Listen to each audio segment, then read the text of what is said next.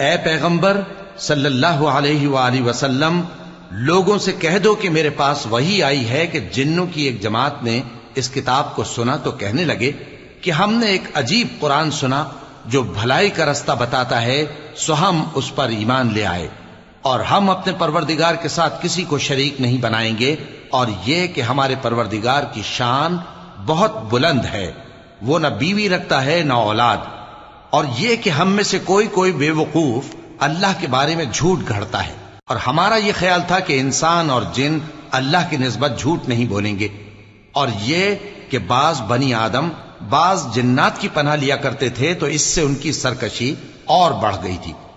اور یہ کہ ان کا بھی یہی اعتقاد تھا جس طرح تمہارا تھا کہ اللہ کسی کو نہیں زندہ کرے گا، اور یہ کہ ہم نے آسمان کو ٹٹولا تو اس کو مضبوط چوکیداروں اور انگاروں سے بھرا ہوا پایا،